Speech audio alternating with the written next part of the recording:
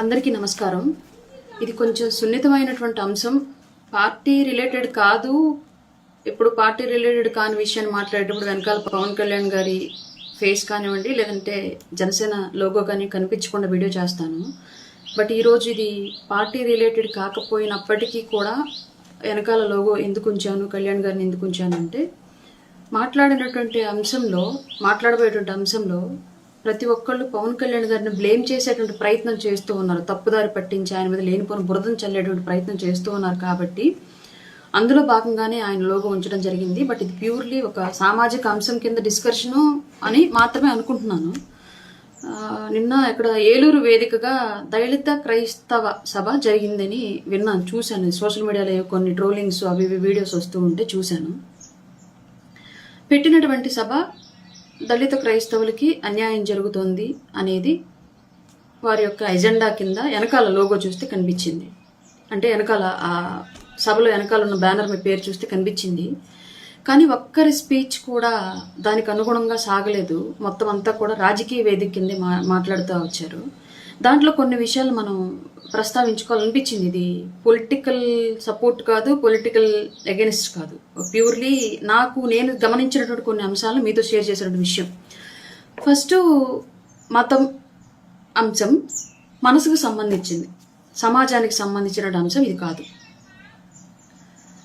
రాజ్యాంగంలో కులాల వివక్షతను నిర్మూలించడానికి ఆర్థిక పరిపుష్టి, సామాజిక గుర్తింపు, రాజకీయ రిజర్వేషన్లు వస్తే సమాజంలో వెనుకబడ్డటువంటి వర్గాలకు కాస్త అధిక వర్ణాలు ఏవైతే వివక్షకు గురవుతూ ఉన్నటువంటి వర్గాలు ఏవైతే ఉన్నాయో వాటికి వివక్షకు గురి చేస్తున్నటువంటి వర్గాల దగ్గర కాస్త ఈక్వాలిటీ లభిస్తుంది, సమాజంలో గుర్తింపు దక్కుతుంది, ఆర్థికంగా ఎదిగితే అంటరాంతనం అనేది కనుమరుగైపోతుంది అనేది రాజ్యాంగంలో పొందుపరచినటువంటి అంశం.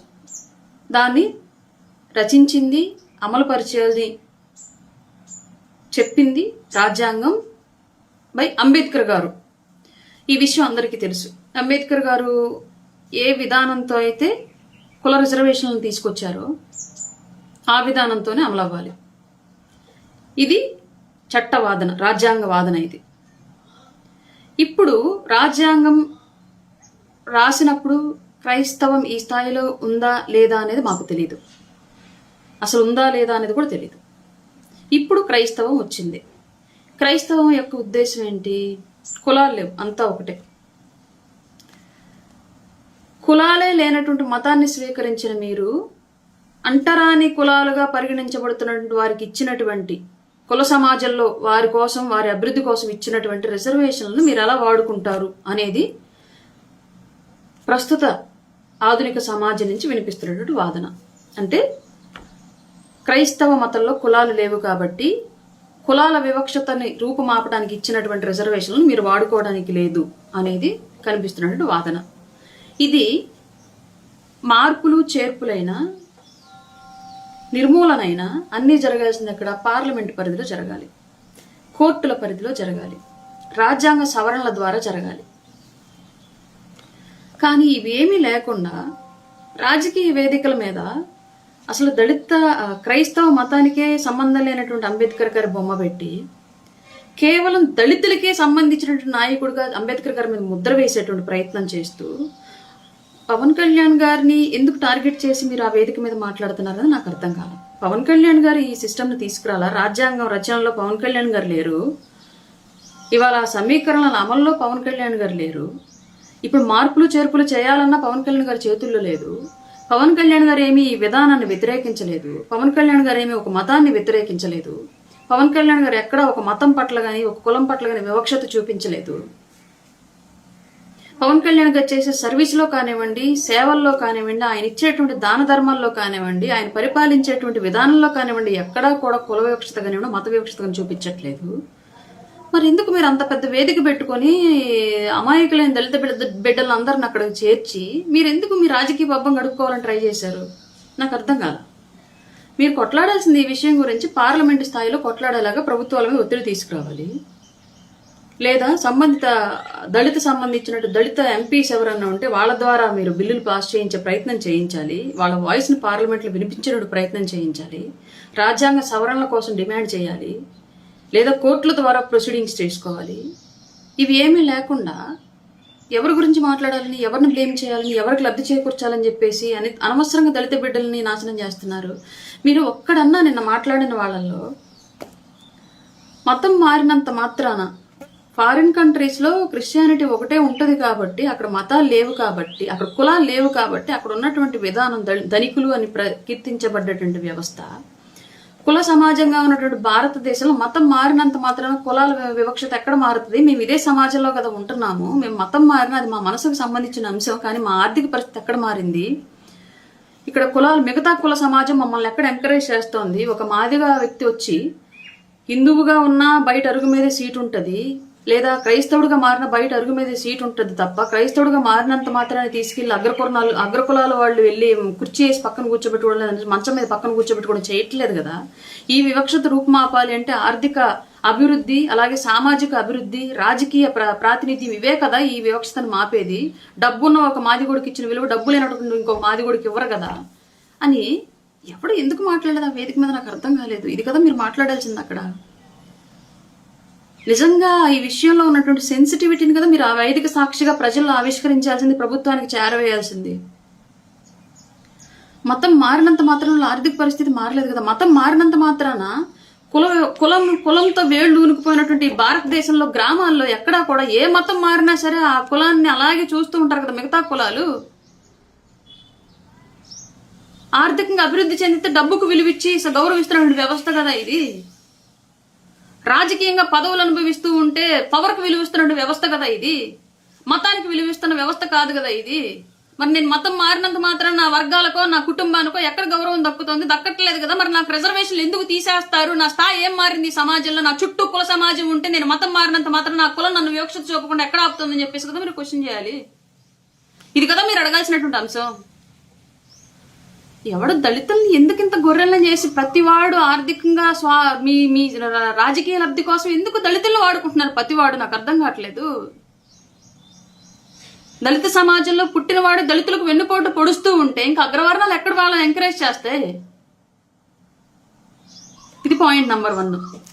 పాయింట్ నెంబర్ 2, నేను ఒకటి అడగాలనుకుంటున్నా. ఎప్పుడు నుంచో ఇది ఉంది నాకు మనసులో, కానీ నేను ఏ సందర్భంలో కూడా, అంటే నేను పాలిటిక్స్లోకి వచ్చాను కాబట్టి ఇది చాలా సెన్సిటివ్ ఫీల్డ్ కాబట్టి ఎటు నుంచి ఎటు మాట్లాడిన ప్రతిదీ భవిష్యత్తులో బురదపడేటువంటి అవకాశం ఉంటుంది కాబట్టి మాట్లాడలేదు. కానీ ఇప్పుడు మాట్లాడాలి. ఎవరైనా సరే హిందూ మతం నుంచి క్రైస్తవ మతానికి ఎందుకు వెళుతున్నారని ఎప్పుడైనా ఆలోచించారా? హిందూ ధర్మకర్తలు కానివ్వండి, పెద్దలు కానివ్వండి, ఎప్పుడైనా సరే ఆలోచించారా? చేసేటువంటి ప్రయత్నం చేశారా? సహజంగా నేను నేను నిద్ర లేస్తే ఒక 4 చర్చిలు ఉన్నాయి మా పల్లెలో. 4 చర్చిల నుంచి వినేటువంటి మాటలు ఆ మైకుల ద్వారా లేస్తూ ఉంటా. పక్కనే మళ్ళీ ఊరుంది, అంటే మాకు రోడ్డుకి అవతల వైపు చౌదరీసు అండ్ మిగతా కులాలు ఉంటే, రోడ్డుకి యువతల వైపు ఎస్సీస్ ఉంటాం కాబట్టి మాకు టెంపుల్స్ అండ్ చర్చిలు దగ్గరే. బట్ ఏ రోజు పండగ రోజు తప్ప టెంపుల్ సౌండ్ నాకు ఎప్పుడు వినిపించదు. రోజు వినిపించేది చర్చిల సౌండే. ఇక్కడ ఒక మనిషి బాధలో ఉంటే ఇవాళ మీకు చూస్తే సోకాల్డ్ ఇవాళ సోషల్ మీడియాలో కానివ్వండి, ఈవెన్ ఒక మెడికల్ వ్యవస్థలో కానివ్వండి, ఉద్యోగ వ్యవస్థలో కానివ్వండి, బాగా పెరిగిపోయినటువంటి అంశం ఏంటి అంటే ఇన్ఫ్లుయెన్సర్స్ ఎందుకంత పాపులర్ అయ్యారు? సైకాలజిస్టులు ఎందుకంత పాపులర్ అయ్యారు? థెరపిస్టులు ఎందుకంత పాపులర్ అయ్యారు? కౌన్సిలింగ్ చేసేటువంటి స్పెషలిస్టులు ఎందుకంత పాపులర్ అయ్యారు? Because of communication of words. Communication of words అంటే ఎదుటి వ్యక్తి యొక్క మైండ్ని ట్యూన్ చేసే విధంగా మాట్లాడగలగడం. ఒక టెంపుల్కి వెళితే సంస్కృతం, దైవ భాష, సంస్కృతంలో చదివేటువంటి మంత్రాలు.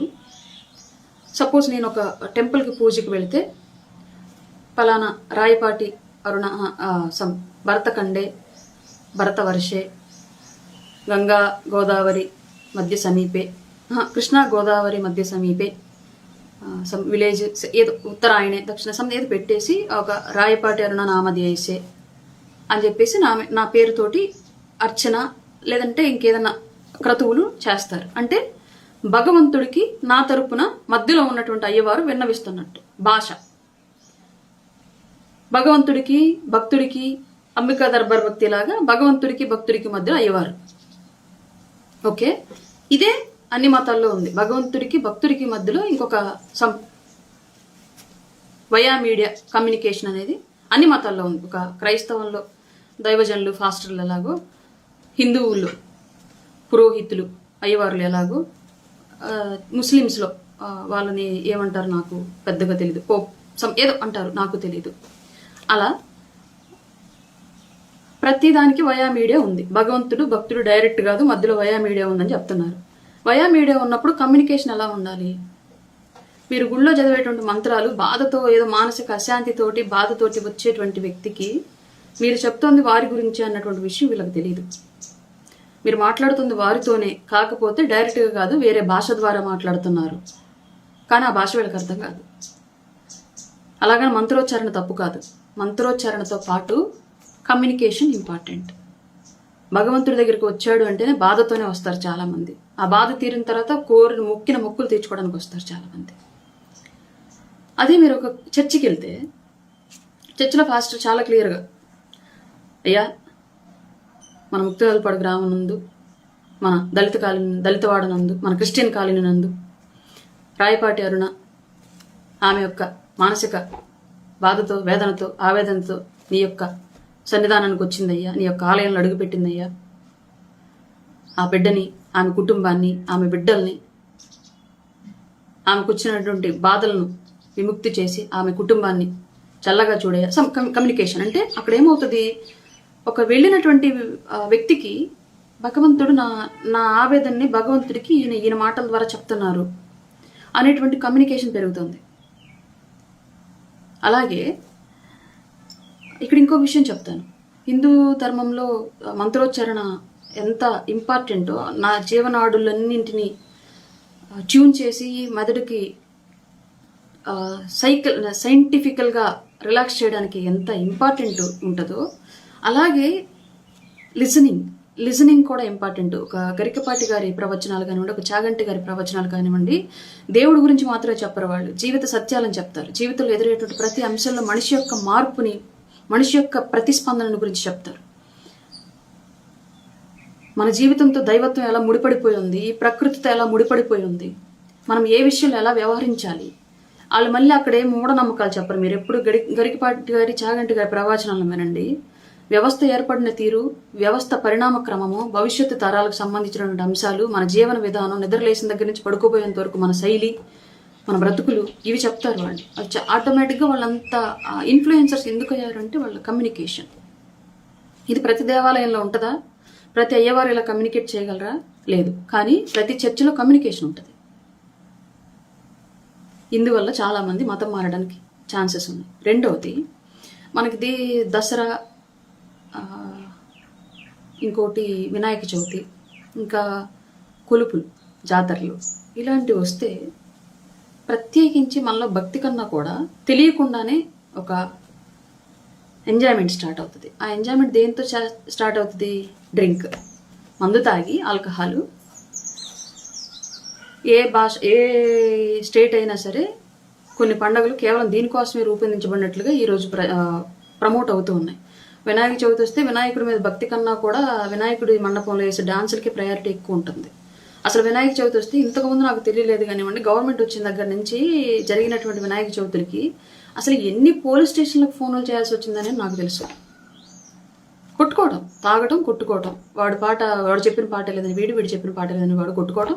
ఆ వీధిలో మండపం పెట్టారు, ఆ మైకి ఎడికిన వస్తుంది, ఈ వీధిలో మండపం పెట్టారు, ఈ మైకి ఆడికిన వస్తుంది, వాడు కులపోడు వీడు కులపోడు, లేదంటే ఒక కులపంలోనే రెండు బొమ్మలు, వీధికి ఒక బొమ్మ, లేదంటే పార్టీకి ఒక బొమ్మ పెట్టుకొని ఊరేగింపులప్పుడు, డీజే మోగే దగ్గర, నిమజ్జనాలప్పుడు కొట్టుకొని కేసులయ్యి, అసలు ఎన్ని సందర్భాల్లో ఎన్ని స్టేషన్లకు ఫోన్ చేసినా నాకే తెలీదు. నాకు విరక్తి వచ్చేసింది.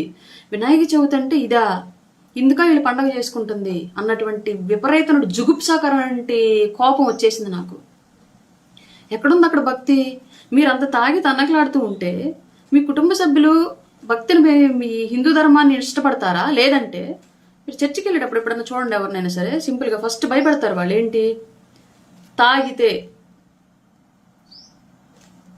క్షమించడు, ఖచ్చితంగా నువ్వు తాగుడు మానాల్సిందే, యేసుప్రభు క్షమించడు నువ్వు తాగితే. తాగుడు మానాల్సిందే అని చెప్పేసి భయపెడతారు. ఆటోమేటిక్గా అమ్మ ఏదో జరిగిద్దంట, మళ్ళీ ఎందుకు లేనిపోనుకోవాలని మానుకుంటారు. తర్వాత మళ్ళీ కొద్ది రోజులు తాగుతారు, తర్వాత విషయం అది. కానీ అప్పటికే మతం మారుంటారు కాబట్టి మళ్ళీ రిటర్న్ రాలేరు వీళ్ళు. ఎందుకంటే సమాజంలో రిగ్రెట్ ఫీలింగ్, అదిగా అటు వెళ్ళింది మళ్ళీ ఇటు వచ్చిందని అంటారేమో, లేదంటే అదిగా 3 ముచ్చటైంది చూడమ్మా, మొన్నటిదాకా చర్చి అని బైబిల్ సంకరం పెట్టిపోయింది, ఇప్పుడేమో మళ్ళీ సేమ్ అదే అయిపోయింది, మళ్ళీ తాగుతున్నాడు, మళ్ళీ ఇటు వచ్చిందని అంటారని తట్టసారిన పెట్టుకోకుండా తాగుడు మానిపించడానికి మతం మారి మళ్ళీ తర్వాత తాగుడు అలవాటు చేసినా సరే వాళ్ళు అలవాటులో మళ్ళీ రివర్స్ చేసినా తిరిగి రాలేకపోతున్నారు. వాళ్ళు కంబ్యాక్ లేదు. అప్పుడు అరికట్టాల్సింది ఎక్కడ? ఈ తాగుడు, ఈ పండగలు, హిందూ పండగలు అంటే తాగి ఊగటం కాదు, భక్తి మార్గం వేరు అనేటువంటి వ్యవస్థని తీసుకురావాలి. హిందూ సమాజం, హిందూ పరిరక్షణ సమాజం ఈ అంశాన్ని యువకుల్లో పెంపొందించాలి. అది జరగట్లా. దాని గురించి ఎక్కడా కూడా ఎలాంటి అవేర్నెస్ లేదు. జాతరలు అంటే పొట్టేళ్ళు కోయటాలు, పొట్టేళ్ళు కోసుకొని తాగి ఊగటాలు, తన్నుకోటాలు ఇదే అని సిస్టమ్ నేర్పింది చిన్నప్పటి నుంచి. ఆ సిస్టమ్ ఇవాళ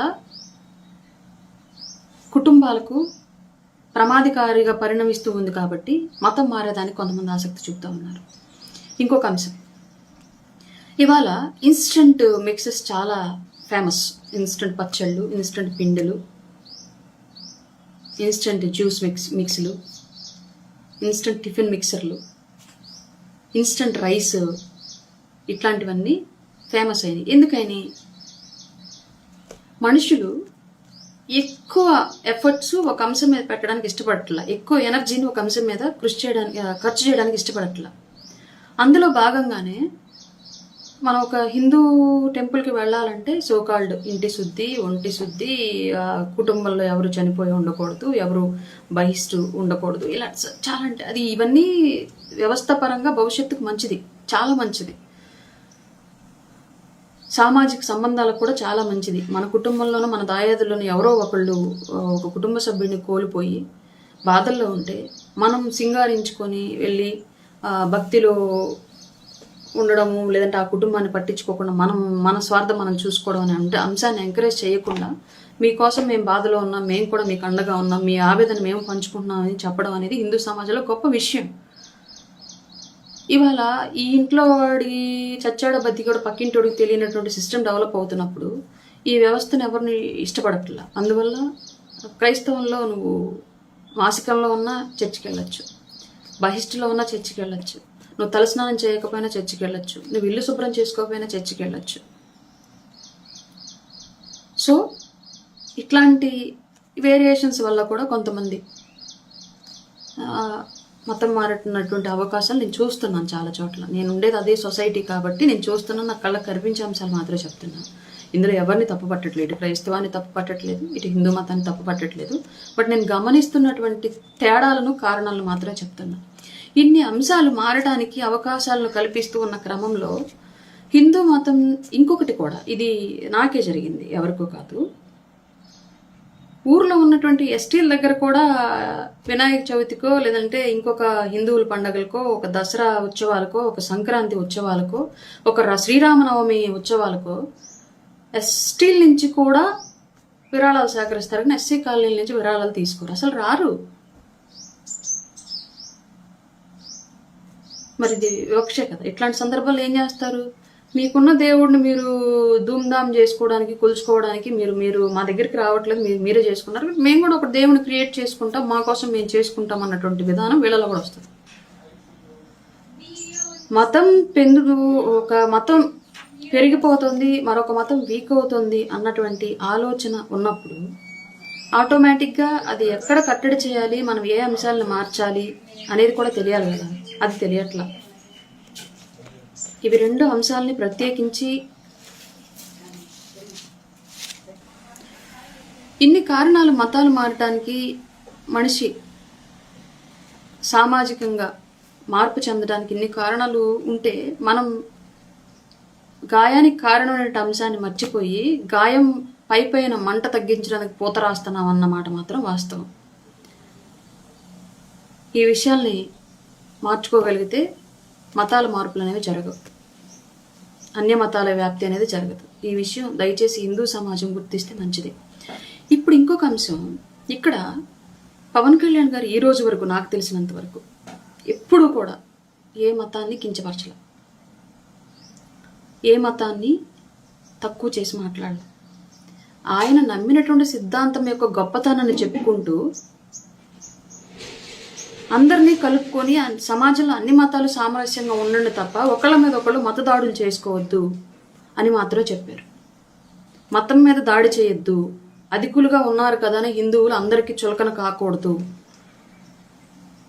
మైనార్టీలుగా ఉన్న వాళ్ళకి రక్షణ దొరుకుతోంది కదా అని చెప్పేసి అందరి మీదకి మైనార్టీలు తెగబడకూడదు దాడికి అన్న విషయాన్ని చెప్పారు. ఇందులో తప్పే ఉంది. నేను ఒక క్వశ్చన్ స్ట్రైట్గా క్రైస్తవ సమాజాన్ని అడుగుతున్నా ఈ విషయం. ఉదయం నుంచి సాయంత్రం వరకు మీరు చేసేటువంటి ప్రార్థనల్లో ఏ చర్చి దగ్గర అయినా సరే, ఉదయం నుంచి రాత్రి వరకు పెట్టేటువంటి ప్రేయర్ మీటింగ్స్లో ఎక్కడైనా నాకు తెలిసిన నేను వింటున్నటువంటి చర్చిల విషయం, నా సరౌండింగ్స్లో ఉన్నటువంటి టెంపుల్స్, కల్వరి టెంపుల్ కానివ్వండి, ఇంకొక బాప్టిస్ట్ కానివ్వండి, ఇవాంజలికల్ కానివ్వండి, లయోలాలు కానివ్వండి, సెయింట్లు కానివ్వండి, క్యాథలిక్లు కానివ్వండి, రోమన్లు కానివ్వండి, ఇంకా నాకు తెలియని ఇంకేమైనా ఫెలోషిప్స్ ఏమైనా ఉన్నాయో నాకు తెలీదు. వీళ్ళందరినీ ఒకటే అడుగుతున్నా, హిందూ దేవతల్ని దేవుళ్ళని తిట్టకుండా బైబిల్ యొక్క గొప్పతనాన్ని చెప్పగలిగేటువంటి బైబిల్ ట్రైనింగ్ ఏ ఫాస్టర్ అయినా ఏ దైవజనుడైనా పొందుతున్నాడా? హిందూ సిద్ధాంతాలను, హిందూ విధానాలను, హిందూ దేవతామూర్తులను నిందించకుండా యేసు ప్రభు యొక్క గొప్పతనాన్ని చెప్పగలిగేటువంటి మతబోధన ఎక్కడైనా జరుగుతుందా? ఇది మరి ఇతర మతం మీద దాడే కదా.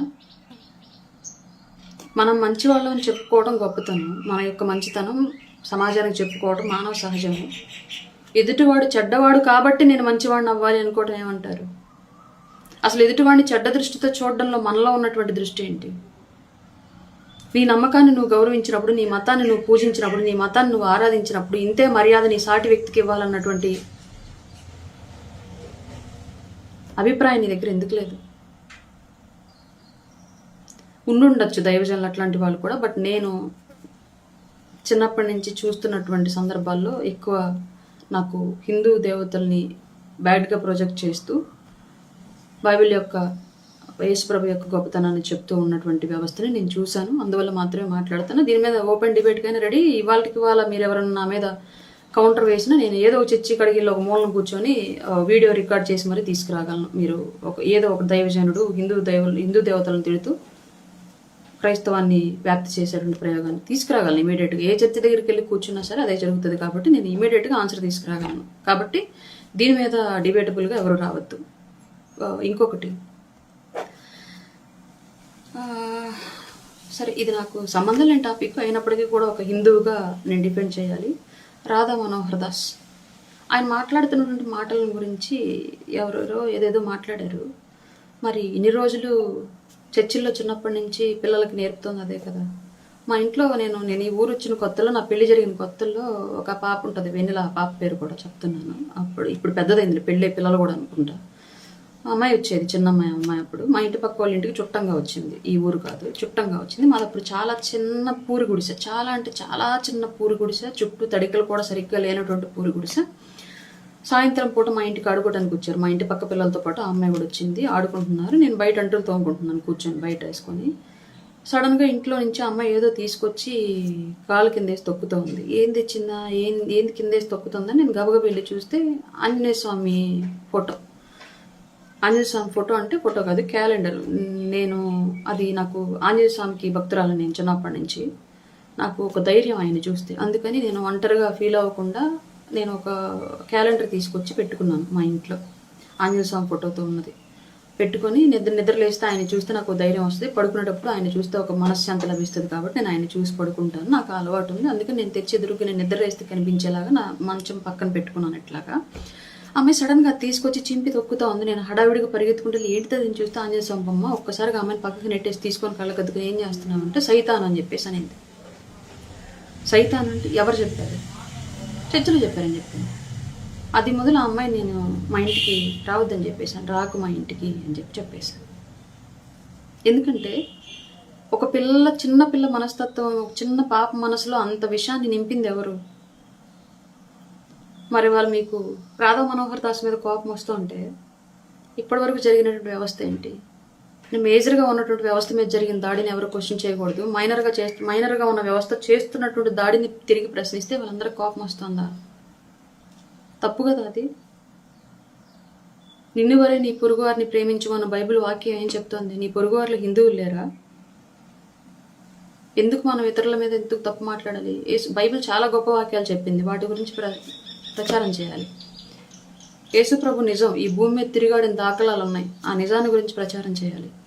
అలాగని హిందుత్వం నిజం కాదని చెప్పట్లా. ఇవాళకి అయోధ్య రామ మందిరానికి సంబంధించిన అంశాలు, అలాగే వారధి రామాయణ యుద్ధ టైంలో కట్టినటువంటి వారధి వాళ్ళకి సజీవ సాక్ష్యాలు, ద్వారకా నగరం వాళ్ళకి సజీవ సాక్ష్యం. ఇవన్నీ హిందూ మతం కూడా వాస్తవం అని చెప్పేటువంటి అంశాలు.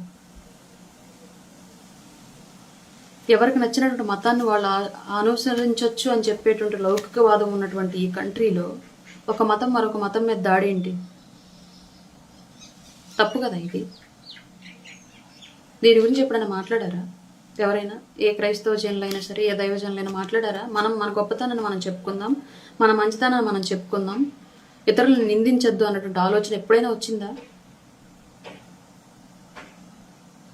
అసలు క్రిస్టియానిటీ అనేది మతం కాదు, అదొక మార్గం. యేసు ప్రభు మార్గం అనుసరణి. ఇది ఎంతమంది చెప్తున్నారు? ఇది మతం కాదు, ఇది మార్గం అని ఎంతమంది చెప్తున్నారు? లైఫ్ స్టైల్ అది. ఎంతమంది చెప్తున్నారు ఈ విషయాన్ని చర్చిల్లో?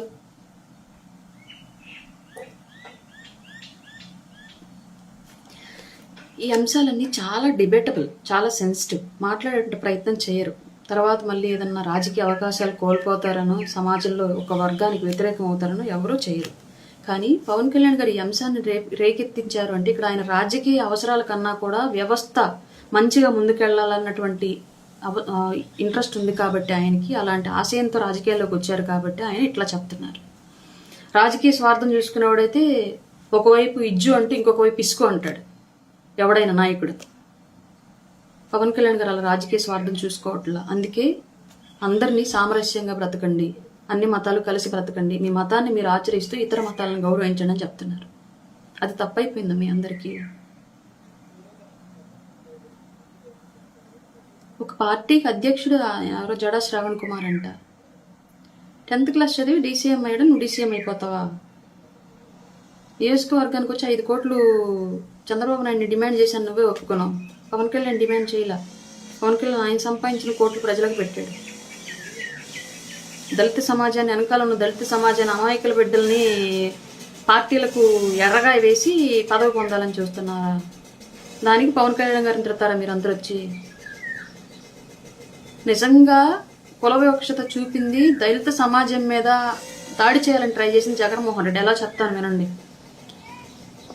ఏపీలో అధికులుగా ఉన్నటువంటి మతం హిందువులు. హిందువుల కన్నా తక్కువగా మైనారిటీలుగా ఉన్నటువంటి వాళ్ళలో క్రైస్తవులు కూడా ఉన్నారు.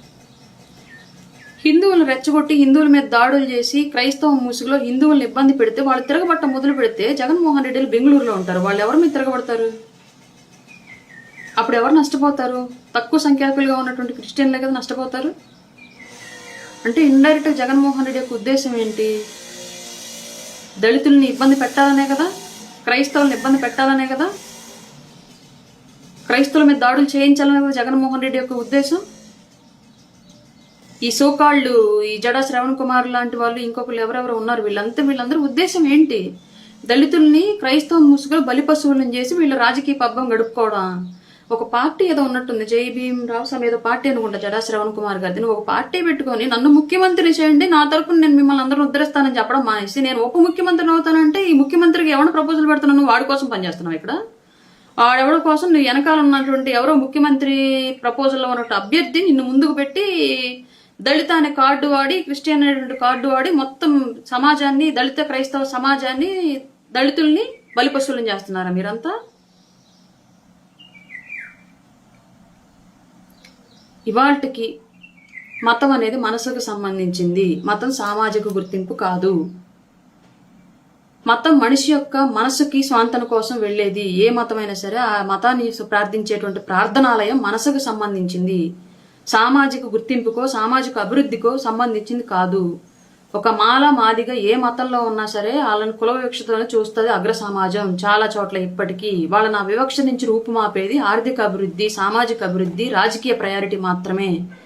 వీటిని వాళ్ళకు మతం మారినంత మాత్రాన కోల్పోవాల్సి వస్తే నిజంగా అది ఆ సంఘానికి, ఆ సమాజానికి అన్యాయం జరుగుతున్నట్టే. దీని గురించి మీరు పోరాడాల్సింది రాజ్యాంగ సవరణల కోసం పార్లమెంట్లో కొట్లాడండి, కోర్టుల్లో కొట్లాడండి. అసలు ఏ సంబంధం లేనటువంటి పవన్ కళ్యాణ్ గారిని దుర్భాషలు ఆడడం వల్ల మీరు ఏం సాధించాలనుకుంటున్నారంటే, వీళ్ళందరిని అడ్డం పెట్టుకుని మీరు రాజకీయ పదవులు పొందాలనుకుంటున్నారు. జగన్మోహన్ రెడ్డిని బ్లాక్మెయిల్ చేసి, లేదంటే జగన్మోహన్ రెడ్డిని ప్రసన్నం చేసుకొని. ఇదంతా జగన్మోహన్ రెడ్డి కోసం ఆడుతున్న డ్రామా. ఇది దళితులకు తెలియదని మీరు అనుకుంటున్నారు.